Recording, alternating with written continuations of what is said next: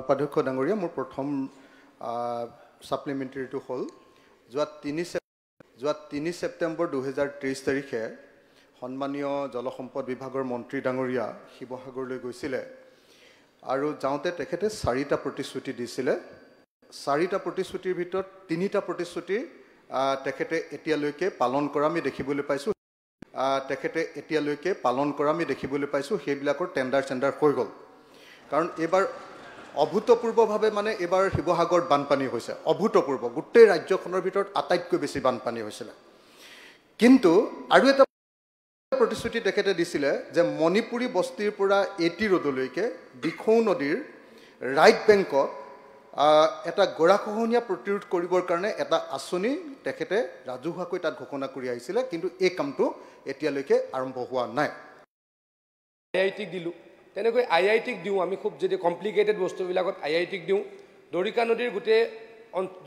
অঞ্চলটো কেনেকৈ বানপানীৰ পৰা মুক্ত কৰিব পাৰি সেই প্ৰক্ৰিয়াটো আইআইটিক চাব দিছোঁ গতিকে উপাধ্যক্ষ মহোদয় আৰু তেখেতে যিকেইটা কথা কৈছে আমি যিকেইটা খুব বেছি ভালনাৰেবল হৈ আছে আমি সেইকেইটা টেম্পৰেৰী বেচিছত কাম কৰি দিম যাতে ব্ৰিজ নহয় তাৰ কাৰণে সচেতন হৈ নিশ্চয়কৈ কাম কৰিম মোৰ দ্বিতীয় সাপ্লিমেণ্ট মই অথনিৰ পৰা মানে একেবাৰে এটাও প্ৰশ্নত মাত মতা নাই মোৰ প্ৰশ্নটো পাবৰ কাৰণে হা এতিয়া মোক ৰাস্তাত দিগদাৰ নকৰিব প্লিজ নকৰো আপুনি স্পেসিফিক কোৱেশ্চনটো স্পেসিফিক হয় স্পেসিফিক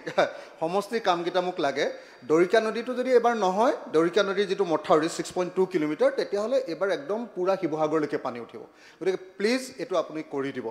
এতিয়া মোৰ দ্বিতীয় সাপ্লিমেণ্টাৰীটো হ'ল যে শিৱসাগৰ সমষ্টি থাউৰা সমষ্টি আৰু আমগুৰি সমষ্টি তাত ব্ৰহ্মপুত্ৰৰ 24.5 কিলোমিটাৰ পুৰা গৰাখহনীয়া হয় একদম সাংঘাতিক ভালনাৰেবল তাৰ কাৰণে আমি সৰু পৰ্চন এটা এবাৰ কাম মন্ত্ৰী মহোদয়ে 5.5 কোটি টকাৰ কাম এটা দিছে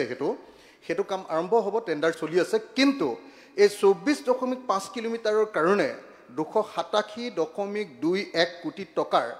এটা প্ৰজেক্ট বনাই আমি ৱৰ্ল্ড বেংকক ইতিমধ্যে দি থোৱা হৈছে মন্ত্ৰী মহোদয়ে তেতিয়া ঘোষণা কৰি আহিছিলে যে এইটো সেকেন্ড ফেজত আছে মানে হেতু ৱৰ্ল্ড হেৰিয়াৰ পাইপলাইনত আছে কিন্তু এতিয়া কি পৰ্যায়ত আছে সেই প্ৰশ্নটোৰ উত্তৰ লাগাৰ লগতে হল সাপ্লিমেণ্টাৰী এটাই দিব পাৰে একে তো একে যদি একে আনসাৰ দি দিব হৈ যাব 1 মিনিট স্যাৰ মানে লগতে এই যদি দৰিকা নদীৰ কথাটো যেটো কৈ আছিল দৰিকা নদীৰ আইআইটিএ ষ্টাডি কৰি আছে বিধানসভাত আমি 3বাৰ মই প্ৰশ্ন কৰাৰ পাছত আইআইটিক দিলে এবাৰো কৰকচোন আইআইটি এতিয়া ষ্টাডি কৰি আছে আইআইটিৰ ষ্টাডিটো শেষ হোৱাৰ পাছত মই আইআইটিৰ ষ্টাডিটোৰ কামটোত খৰটকীয়াকৈ কৰিবলৈ লাগি আছো শেষ হোৱাৰ পাছত যেটো ৰিকমেন্ডেশন দিয়ে সেইটো পূৰণ কৰিবনে মন্ত্ৰী মহোদয় প্লিজ ডাঙৰীয়া অখিল গগৈ ডাঙৰীয়া আজি এটা কথা কৈ পেলালে